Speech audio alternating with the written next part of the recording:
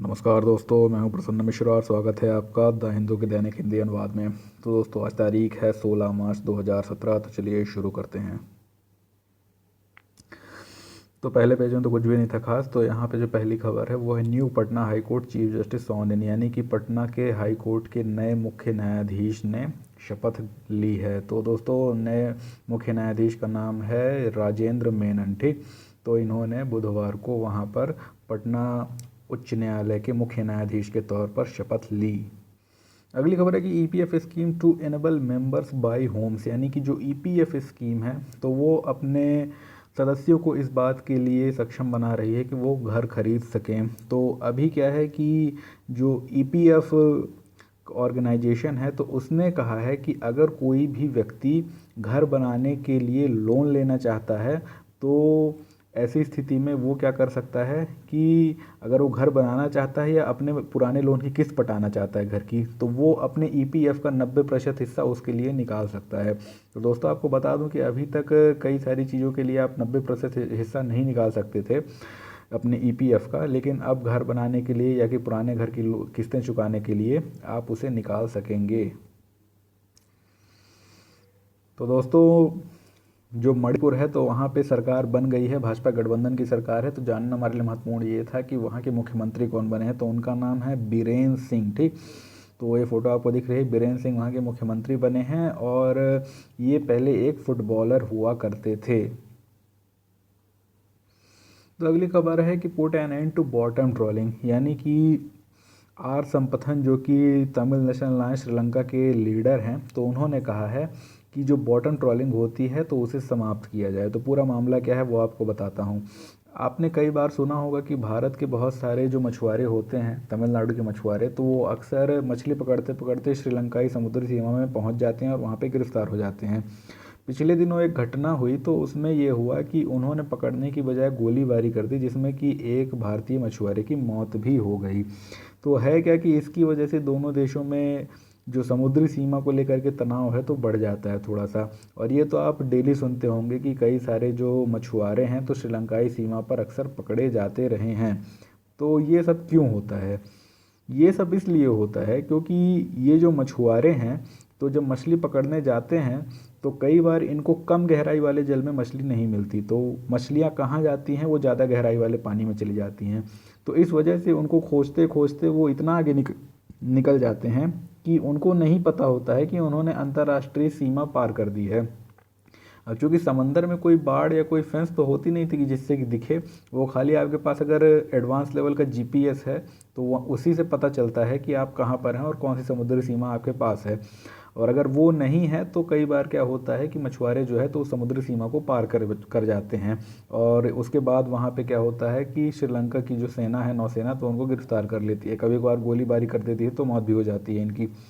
तो ये जो सारा मुद्दा है तो इसलिए हो रहा है क्योंकि बॉटम ट्रॉलिंग बहुत ज़्यादा होती है। तो आप पूछेंगे बॉटम ट्रॉलिंग क्या है, तो आपको बता दूं कि मछली पकड़ने के भी कई तरीके होते हैं। तो जो ट्रॉलिंग होती है तो ट्रॉलिंग का मतलब होता है गहरे जल में मछली पकड़ना। ठीक, और इसके लिए जो नौकाएं उपयोग की जाती है उनको ट्रॉलर कहा जाता है। और जो बॉटम ट्रॉलिंग होती है तो वो होती है बहुत ही गहरे जल में मछली पकड़ना। तो है क्या कि इसके दो नुकसान हैं। पहला नुकसान तो ये है कि अगर आप बॉटम ट्रॉलिंग करेंगे तो इससे क्या होगा कि जो जल निमग्न तट यानी कि जो कॉन्टिनेंटल शेल्फ होती है जहाँ पे गहराई कम होती है तो वहाँ पर तो लगभग लगभग सारी मछलियाँ ख़त्म ही हो जाएंगी। ठीक, जो मछलियाँ बचेंगी वो काफ़ी ज़्यादा गहरे पानी में बचेंगी और उसकी खोज में जब आप निकलेंगे तो जाहिर तौर पे आप अंतर्राष्ट्रीय सीमा पार कर जाएंगे कई बार। ठीक, तो पहली समस्या तो ये है। दूसरी समस्या ये है कि ये सस्टेनेबल नहीं है, यानी कि ये धारणीय नहीं है। अर्थात ज़्यादा लंबे वक्त तक इस प्रकार की अगर ट्रोलिंग की जाएगी तो हो सकता है कि उस पूरे इलाके में जो मरीन इकोसिस्टम जो कि समुद्री पारिस्थितिक तंत्र है वो बिगड़ जाए और ऐसा हो सकता है कि वहाँ पे स्थायी रूप से मछलियों की कमी हो जाए। तो वहाँ पर जो लाखों मछुआरे मछलियों पर ही निर्भर हैं तो उनका जो जीवन है बड़े संकट में पड़ सकता है, उनका भविष्य पूरा जो है संकट में पड़ सकता है अगर वहाँ पर किसी प्रकार का पारिस्थितिक अनबैलेंस यानी कि पारिस्थितिक असंतुलन हो गया तो। तो इसलिए जो आर संपथन आए थे तो उनका ये कहना था कि दरअसल पे सरकारें जो है तो इस मामले में पड़ने की बजाय जो दोनों तरफ के मछुआरे हैं तो उन मछुआरों को आपस में डायलॉग करने दें, बातचीत करने दें और उनसे ये कहें कि वो आपस में ही कुछ सोचें और हल निकालें, और जिसमें कि शायद सरकार की तरफ से कुछ एक्सपर्ट्स होंगे जो उनको बताएंगे कि क्या हल होना चाहिए। तो इसमें क्या है कि सबसे पहले इन मछुआरों को ये बताया जाना चाहिए कि जो बॉटम ट्रॉलिंग वगैरह आप कर रहे हो तो इससे आप अपना भविष्य बर्बाद करने जा रहे हो। क्यों? क्योंकि अभी तो आप सारी मछलियां पकड़ लोगे तो चलो अभी तो ठीक है, लेकिन भविष्य में जब मछलियां नहीं होंगी तो आप और आपके बच्चे क्या करेंगे। और इसके साथ ये है कि जो बॉटम ट्रॉलिंग है तो उसी के चक्कर में आप समुद्री सीमा भी पार करते हो, जिसकी वजह से क्या होता है कि या तो आप गिरफ्तार हो जाते हो या कि फिर गोली वगैरह मार दी जाती है। तो उन सब से भी आप बच जाएंगे अगर आप बॉटम ट्रॉलिंग नहीं करते हैं तो इस वजह से इन्होंने बॉटम ट्रॉलिंग को ख़त्म करने के लिए एक अपनी तरफ से प्रस्ताव दिया। तो ये भारत आकर के ऐसी बात कर रहे थे, और सिर्फ इतना ही नहीं, इन्होंने श्रीलंका में भी इसके लिए काम किया है। इन्होंने अपनी तरफ से एक बिल, एक विधेयक बनाया था और उसको उन्होंने श्रीलंका की संसद में पेश किया था, और बाद में सरकार को इतना वो पसंद आया बिल कि सरकार ने उसे अपने बिल की तरह बना करके सामने प्रस्तुत किया। कि उनका भी कहना था, सरकार का भी कहना था कि जो बॉटम ट्रॉलिंग है तो एक तो सस्टेनेबल नहीं है, ऊपर से और राजनीतिक समस्याओं को भी जन्म देता है, तो इस वजह से उस पर बैन लगाया जाना चाहिए। तो अगर ये श्रीलंका में पास हो जाता है तो वहाँ तो बॉटम ट्रॉलिंग बंद हो जाएगी, लेकिन भारत में बंद होगी कि नहीं होगी वो तो भारत पर निर्भर करता है। तो दूसरा है कि एमओपी में हैव सिक्योरिटी क्लॉज। तो दोस्तों एमओपी का मतलब होता है मेमोरेंडम ऑफ प्रोसीजर, यानी प्रक्रिया पत्र। तो प्रक्रिया पत्र में किसी प्रकार का सुरक्षा क्लॉज होगा, सुरक्षा संबंधी धारा होगी। तो ये प्रक्रिया पत्र क्या है, तो आपको मैंने बताया कि एनजेएसी को पूरी तरीके से समाप्त कर देने के बाद तनाव बढ़ गया था केंद्र सरकार और सुप्रीम कोर्ट के बीच। तो ये कहा था सुप्रीम कोर्ट ने कि चूंकि अगर आपको कॉलेजियम व्यवस्था से समस्या है तो हम कॉलेजियम में अपनी तरफ से ही कुछ सुधार करेंगे, तो आप कुछ हमें सुधार सुझाइए, तो उसके बाद फिर हम उस पर विचार करेंगे। तो जो मेमोरेंडम ऑफ प्रोसीजर होता है, एमओपी होता है, तो वो वही सुझाव होता है जो कि सरकार के द्वारा सुप्रीम कोर्ट को सुझाया जाएगा, लेकिन उस पर अंतिम रूप से जो सहमति देनी है वो सुप्रीम कोर्ट को ही देनी है। यानी कि सुप्रीम कोर्ट अगर कहता है कि हमको ये सुझाव पसंद नहीं है तो उसमें आगे बात नहीं बढ़ सकती है। तो यहाँ पे एक सिक्योरिटी क्लॉज की बात कही जा रही थी, हालांकि इस आर्टिकल में कुछ दिया ही नहीं है कि सिक्योरिटी क्लॉज एक्चुअली क्या है।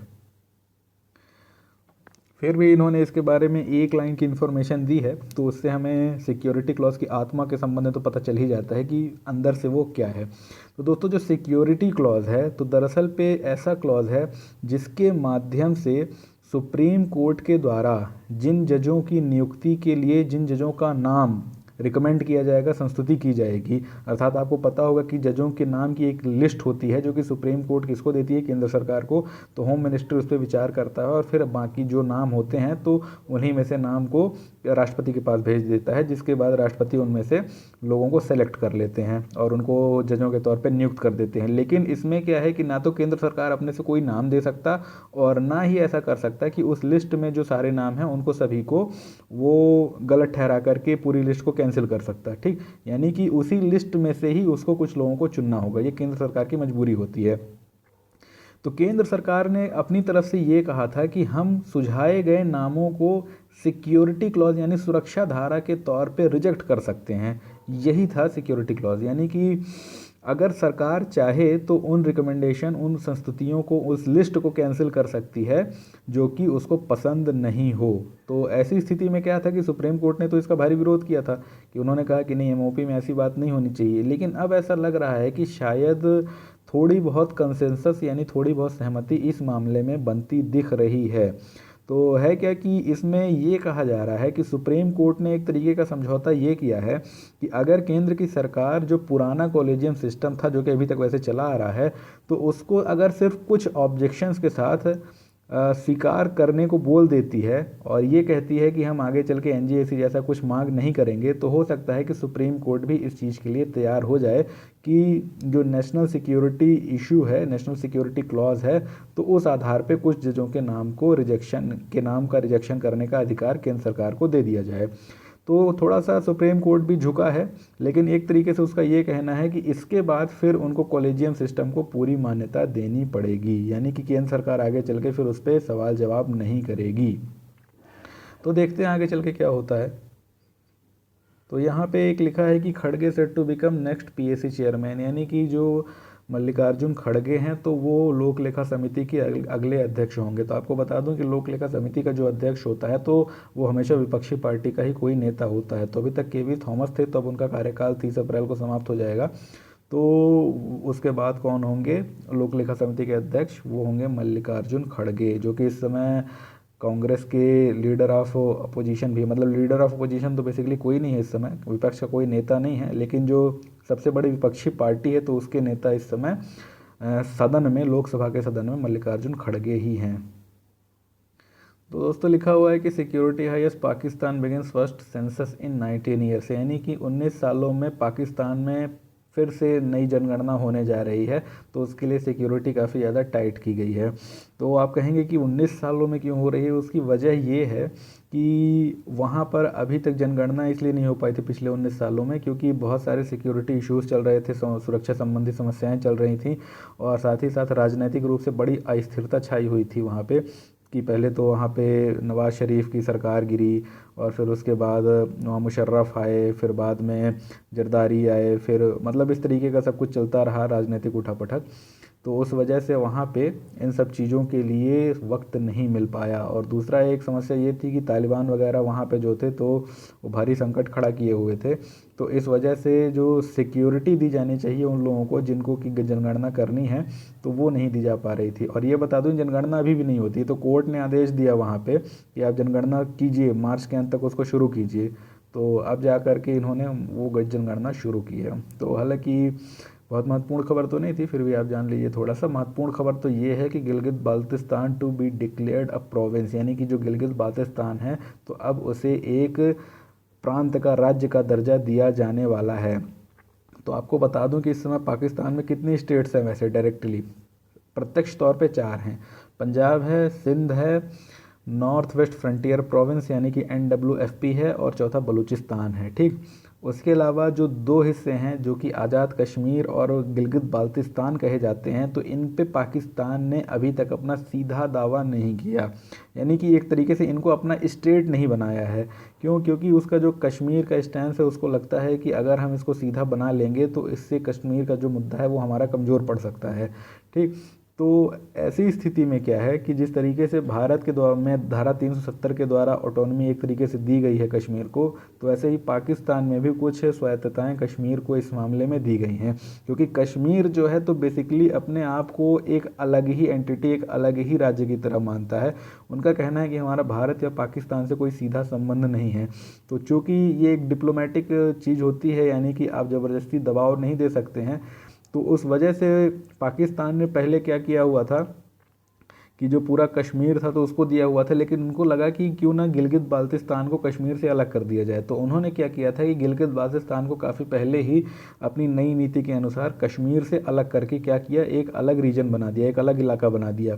ठीक, अब उसके बाद क्या हुआ कि जब चाइना पाकिस्तान इकोनॉमिक कॉरिडोर बना, जिसमें कि $46 बिलियन चीन ने लगाए हुए हैं, तो वो उसी इलाके से निकलता है जहाँ पे गिलगित बाल्तिस्तान है।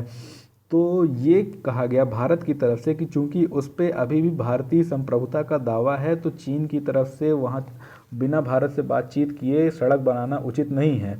तो क्या था कि चीन चाहता था कि पाकिस्तान अब लीगली यानी कि कानूनी तौर पे गिलगित बाल्तिस्तान पे अपना कब्जा दर्शा दे, ताकि आगे चल के भारत उस पर किसी तरीके का ऑब्जेक्शन ना करे, या कि अगर वो UN में जाकर के उसका सवाल उठाता है तो चीन ये कह सके कि चूंकि अब गिलगित बाल्तिस्तान पूर्ण रूप से पाकिस्तानी संप्रभुता के अंतर्गत आता है, तो इसलिए भारत को वहाँ पे ऑब्जेक्शन करने का कोई हक ही नहीं बनता।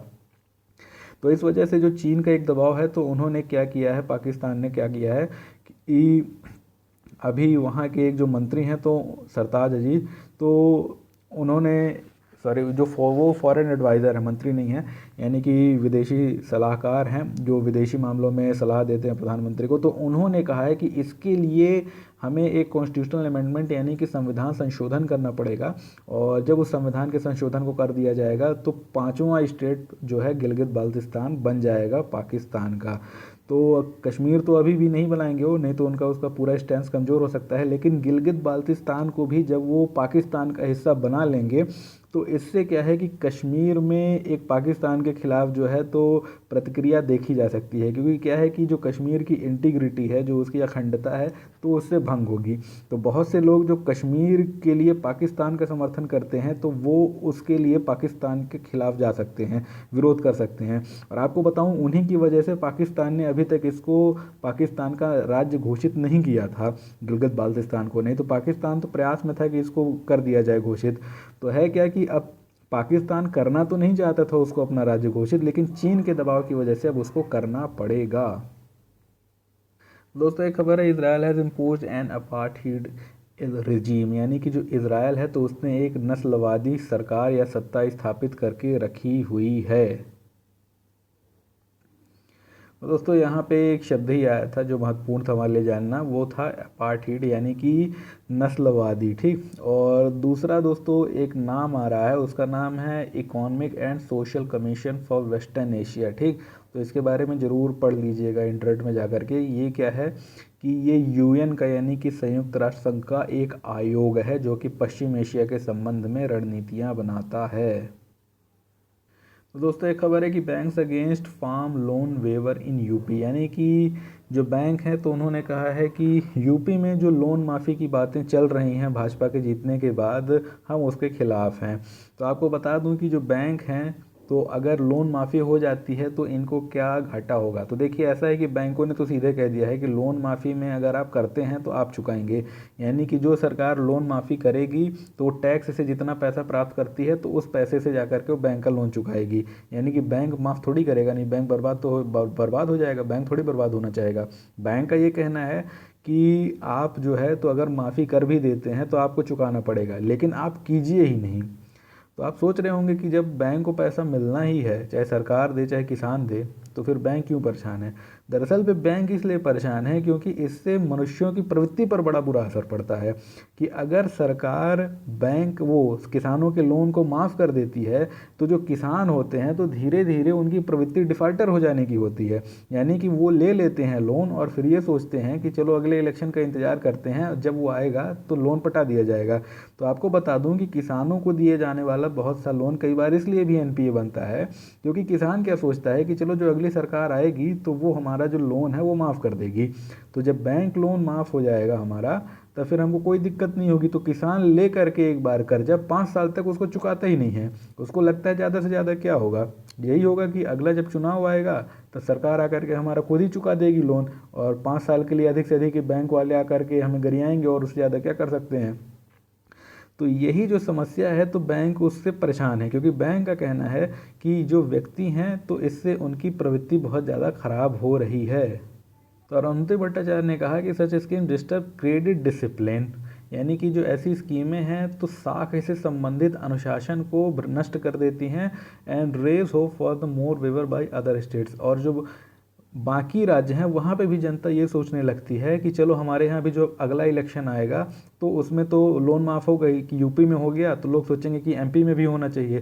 तो एमपी के चुनाव जैसे 2018 में है तो जिनके लोन है तो सोचेंगे कि भाई अब तो आने ही वाला है 1.5-2 साल में एमपी का चुनाव, तो फिर हम काहे अपना लोन पटाएं। जब नई सरकार आएगी तो हम दबाव बनाएंगे कि लोन पटाओगे तो वोट देंगे। तो ये सारी समस्याएं जो हैं तो उससे उभर सकती हैं, ऐसा उनका कहना है। तो ये उन्होंने कहा because the people who get the waiver have expectation of the future waivers as well, यानी कि जिस व्यक्ति को एक बार लोन माफ़ी मिल जाती है तो हमेशा आगे भविष्य में भी लोन माफ़ी की आशाएं रखने लगता है। और उसके बाद लिखा है कि as such future loans given often remain unpaid, और इस प्रकार से जो आगे लोन दिया जाता है वो हमेशा अनपेड होता है, अर्थात उसमें कभी भी किसान पैसा ही नहीं चुकाता है। Today the loans will come back as a government and will pay for it, but when it we disburse loan again, then the farmers will wait for the next election expecting another waiver। यानी कि जो मैंने बात आपको शुरू में समझाई, तो उन्होंने कहा कि आज तो जो सरकारें हैं तो वो हमें उस लोन का पैसा चुका देंगी, लेकिन भविष्य में जब हम लोन डिसबर्स करेंगे यानी लोन का वितरण करेंगे तो जो किसान हैं तो फिर से वो अगले इलेक्शन का इंतज़ार करेंगे कि ठीक है यार अगले इलेक्शन तक तो फिर सरकार को चुकाना ही है तो हम क्यों चुकाएं। तो समझ गए ना।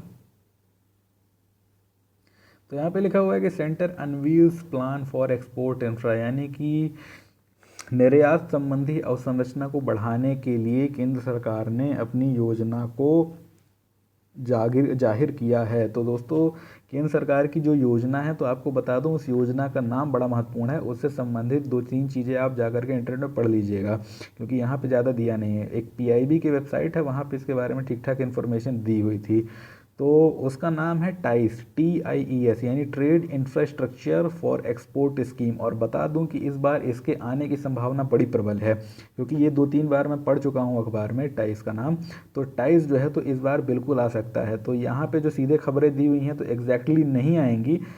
ठीक, अगर डायरेक्टली पूछ लेता है टाइस का संबंध किससे है, तो आपको ये तो पता चल जाएगा कि ये एक्सपोर्ट इंफ्रास्ट्रक्चर से है।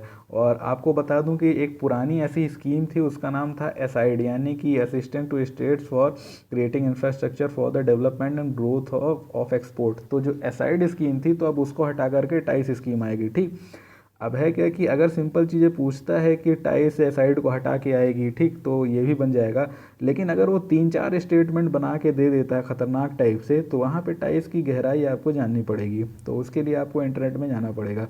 तो दोस्तों, क्या है कि ये जो टाइस स्कीम है, तो इसके बारे में कहा जा रहा है कि ये जो टाइस स्कीम है, तो ये अगले साल इम्प्लीमेंट होगी, यानी फिजिकल ईयर 2018 जो है, तो उस साल वो जाके लागू होगी और 2020 तक ये चलेगी, ऐसा कहना है कॉमर्स मिनिस्टर का, यानी कि निर्मला सीतारमन का। तो इसके लिए जितना बजट एलोकेशन, यानी कि जितना बजट प्रदान किया गया है, वो है 600 करोड़ रुपए, और 3 वर्षों में 200 करोड़ के हिसाब से खर्च किया जाएगा एक्सपोर्ट संबंधी अवसंरचना को बढ़ाने के लिए। तो ठीक है, यहाँ पे वही लिखा गया है कि scheme to create export related infrastructure and boost the competitiveness of India shipments, यानी कि भारत के द्वारा जो शिपमेंट, जो कुछ भी चीज़ें बाहर भेजी जाती हैं, तो उन सभी चीज़ों संबंधी जो इंफ्रास्ट्रक्चर है उसको निर्माण करने और उसे बूस्ट करने में, यानी कि उसका निर्माण करने, ताकि भारत की जो प्रतिस्पर्धात्मकता है वैश्विक मंच पर, वो बूस्ट हो जाए, वो बढ़ जाए, उसके लिए इस टाइस का निर्माण किया गया है। तो 2-3 चीज़ें आपको बता देता हूँ, 3 स्टेटमेंट मैं ही दे देता हूँ टाइस में, कि जैसे कि इसमें ये फिजिकल ईयर 2018 से 2020 तक चलेगी, पहला स्टेटमेंट तो सत्य है। दूसरा स्टेटमेंट, इसमें 600 करोड़ का दिया जाएगा टोटल बजटरी एलोकेशन, तो ये भी सत्य है। तीसरा स्टेटमेंट कि ये एसाइड को रिप्लेस करेगी, तो ये भी सत्य है। ठीक, तो इसी तरीके के 4-5 स्टेटमेंट आप अपने से ही बना करके ट्राई कर लीजिएगा, थोड़ी सी इससे आपकी प्रैक्टिस हो जाती है। तो दोस्तों, लिखा हुआ है कि India holds world's oldest algae fossil, यानी कि भारत के पास दुनिया का सबसे प्राचीन, सबसे पुराना शैवाल जीवाश्म है। तो दोस्तों, एल्गी फॉसिल या शैवाल जीवाश्म क्या होता है कि ऐसा माना जाता है कि जो प्रारंभ में जीवन का उदय हुआ इस पृथ्वी पर, तो शुरू में क्या बने थे, शुरू में कोशी जीव बने, फिर पादप इत्यादि बने। तो जो प्रारंभिक पादप थे, जो प्रारंभिक वनस्पति थी, तो वो शैवालों के रूप में हुई, पेड़ सीधे नहीं आए, शुरू में शैवालें ही आईं, और शैवालों से ही आगे चल के अन्य पादपों का फिर विकास हुआ है। ठीक, तो जो बहुत पुरानी जो पादपें मानी जाती हैं, तो उनमें से शैवाल एक है। तो अभी तक ये माना जाता था कि जो सबसे पुरानी शैवाल है, तो वो 1.2 बिलियन, यानी कि 1.2 अरब वर्ष पुरानी है। लेकिन अभी भारत में एक और शैवाल का अवशेष मिला है, जिसके बारे में माना जा रहा है कि ये तकरीबन 1.6 अरब साल पुराना है, यानी कि ये दुनिया की अब तक की खोजी गई सबसे पुरानी शैवालों का अवशेष हो सकता है। ठीक, अब हालांकि डायरेक्टली ये शैवाल जो है तो नहीं मिला है कि वो पूरा का पूरा शैवाल मिल जाए, क्योंकि इतना समय हो गया तो इसके बचने की कोई संभावना नहीं है। लेकिन क्या है कि ये जिन चट्टानों के बीच में दबी हुई थी, तो वहाँ से इसकी जो मॉर्फोलॉजिकल स्ट्रक्चर, यानी कि इसकी आकारिकीय संरचना जो मिली है, तो ठीक वैसी ही है जैसी कि रेड एल्गी यानी लाल शैवाल की हुआ करती है। तो ऐसा माना जा रहा है कि लाल शैवाल हो सकती है। लेकिन आपको बता दूं कि जैसे कि हर जीव कोशिका, चाहे पादप कोशिका हो या जंतु कोशिका हो, उसके अंदर अपना एक डीएनए होता है, पर ये जो डीएनए होता है तकरीबन ये 6-7 करोड़ साल ही चल पाता है, उसके बाद ये नष्ट हो जाता है। यानी कि डीएनए क्या है, ये डीऑक्सी न्यूक्लिक एसिड होता है, यानी कि एक प्रकार का बहुत लंबा अणु होता है, यानी कि अणुओं की लंबी श्रृंखला होती है। तो क्या होता है कि धीरे धीरे समय के साथ ये श्रृंखला टूटती जाती है और अंत में क्या होता है कि ये टूट के एकदम नष्ट हो जाती है, यानी कि जो इसमें कार्बनिक रसायन या फॉस्फेट बॉन्ड इत्यादि होते हैं ये सब टूट करके बिखर जाते हैं और ये फिर से वातावरण में समाहित हो जाते हैं।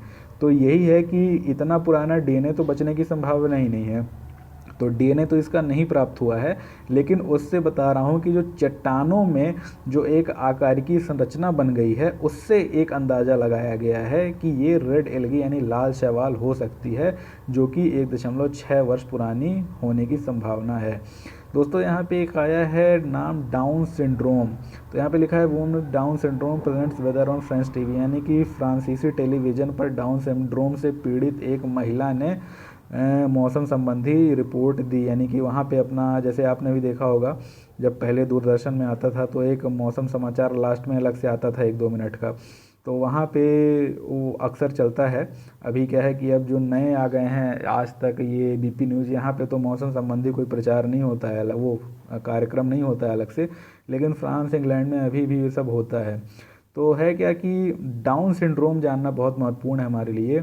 आपको बता दूं कि जो क्रोमोसोम होते हैं मनुष्य के शरीर में, तो वो होते हैं 46, ठीक, और वो दो दो के पेयर यानी कि जोड़े में पाए जाते हैं। तो टोटल कितने होते हैं पेयर? वो होते हैं 23 पेयर, और टोटल क्रोमोसोम्स कितने होते हैं? 46। तो आपको बता दूं कि जो 22 जोड़े होते हैं, तो दुनिया में कोई भी हो 22 जोड़े सभी के बराबर समान होते हैं। जो 23वां जोड़ा होता है तो उसमें सिर्फ ये फ़र्क होता है कि जो 23वां जोड़ा है तो पुरुष में वो XY होता है और महिला में XX होता है, ठीक। तो ध्यान दीजिएगा कि महिलाओं का जो 23वां जोड़ा होता है तो दोनों समान होते हैं, XX होता है, जबकि पुरुषों का जो जोड़ा होता है वो XY होता है। इसीलिए ध्यान दीजिएगा कि जो बच्चा पैदा होता है तो बच्चे का लिंग क्या होगा ये पुरुष के क्रोमोसोम से निर्धारित होता है, स्त्री के क्रोमोसोम से निर्धारित नहीं होता, ठीक है। तो आपको बता दूं कि ये जो क्रोमोसोम है तो एक प्रकार से क्या है, ये हमारे जेनेटिक मटेरियल हैं, यानी कि जो डीएनए होता है अगर उसको हिस्टोन प्रोटीन के साथ मिला करके उसको बहुत ज़्यादा कॉम्पैक्ट यानी कि सघन कर दिया जाए, यानी कि जैसे होता है कि आप ऊन को लीजिए, ठीक, और ऊन का आपने वो देखा होगा बड़ा सा जो गोला होता है, अगर आप उसका धागा खोल के खींचते जाइए तो बहुत लंबा हो जाएगा, तो पता नहीं 200-300 मीटर लंबा हो जाएगा। लेकिन अगर आप उसको गोल गोल उसमें एक गोले में बांध दीजिए तो कितना छोटा हो जाता है। तो बेसिकली दोस्तों जो वो ऊन खींच करके जो लंबा धागा है तो वो है डीएनए, ठीक, और उस डीएनए को जब मोड़ मोड़ करके वैसा बना दिया जाता है गोले जैसा, तो वो क्या हो जाता है, वही होता है क्रोमोसोम। यानी कि क्रोमोसोम कोई अलग चीज़ नहीं है, वो क्या है, वो एक तरीके की डीएनए की कॉम्पैक्टिंग है। बस ये है कि इस कॉम्पैक्टिंग में हिस्टोन प्रोटीन की ज़रूरत पड़ती है। क्यों? क्योंकि हिस्टोन प्रोटीन जो होता है तो कॉम्पैक्टिंग में सहायता करता है, ठीक। तो यहाँ पर यह है कि जो मनुष्य के डीएनए का 21वां जोड़ा होता है तो उसमें कई बार, जैसे कि आपको बता दूं कि जोड़ा है तो 2 ही होंगे, उसमें कई बार विकृति की वजह से 2 के साथ एक अन्य पेयर भी बन जाता है, यानी कि 2 तो हैं ही, एक नया आ जाता है, 3 हो जाते हैं, यानी कि वो जोड़ा ना होके उसमें त्रिक बन जाता है, यानी कि वो एक बाइनरी ना हो करके एक वो ट्राइनरी सिस्टम बन जाता है उसमें, कि यानी कि उसमें 2 की बजाय 3 आ जाते हैं, और यही होता है डाउन सिंड्रोम। यानी कि जब किसी की 21वें जोड़े में एक अन्य क्रोमोसोम उत्पन्न हो जाए, 2 क्रोमोसोमों की बजाय तीसरा क्रोमोसोम आ जाए, तो डाउन सिंड्रोम उससे उत्पन्न हो जाता है, जिससे कि कई बार शरीर की संरचना पे उसका असर पड़ता है और कई बार व्यक्ति की आईक्यू और बुद्धि पे भी उसका असर पड़ता है। तो आपको बता दूं कि ऐसे 3-4 सिंड्रोम हैं, जैसे कि ये आपको मैंने बताया, तो वैसे ही एक है टर्नर सिंड्रोम, एक है क्लीनफेल्टर सिंड्रोम, और एक है XYY सिंड्रोम, ठीक। तो इस तरीके के जो 4-5 सिंड्रोम है ना, तो आप जाकर के इंटरनेट में पढ़ लीजिएगा और बायोलॉजी किताब में भी आपको मिल जाएगा, या कि सिविल सर्विस का जो मटेरियल होता है तो उसमें साइंस टेक में ये दिया ही दिया होता है। तो 2 चीज़ें, एक तो ब्लड ग्रुप से संबंधित और एक तो ये सिंड्रोम से संबंधित चीज़ें जो हैं, तो इनको आप बिल्कुल पढ़ के रखिएगा। क्यों? क्योंकि प्रीलिम्स में इनके पूछे जाने की काफ़ी ज़्यादा संभावना है। तो डाउन सिंड्रोम जो है तो आप उसको पढ़ लीजिएगा, हो सकता है कि इस बार आ जाए। तो दोस्तों आज का हिंदी अनुवाद यहीं पर समाप्त होता है, और जो कल का बच गया था तो समय निकाल के मैं उसको भी डाल दूंगा।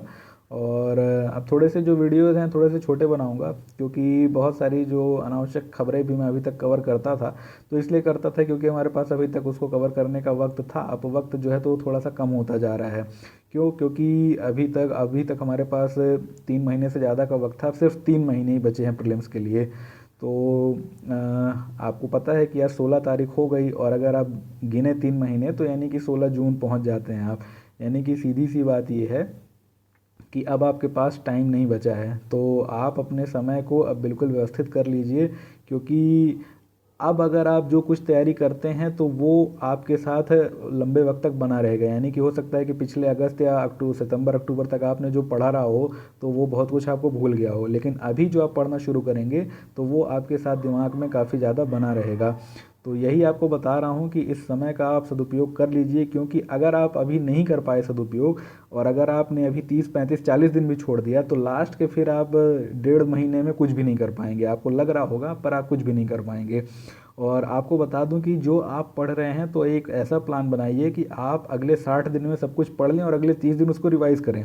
क्योंकि अगर आप ऐसा प्लान बनाते हैं कि जिसमें आप पढ़ते तो हैं रिवाइज नहीं करते हैं, तो उसका कोई बहुत ज़्यादा उपयोग नहीं कर पाएंगे आप, क्योंकि वहाँ जाके आपको भूल भाल जाएगा वो, उसकी बड़ी समस्याएं हैं। ठीक, तो जो कुछ भी आप पढ़ते हैं तो कम पढ़ें भले ही, पर उसको रिवाइज कर लें। ठीक, अगर रिवाइज नहीं करेंगे तो मैं बता रहा हूँ वहाँ पे क्वेश्चन आप गलत करके आएंगे।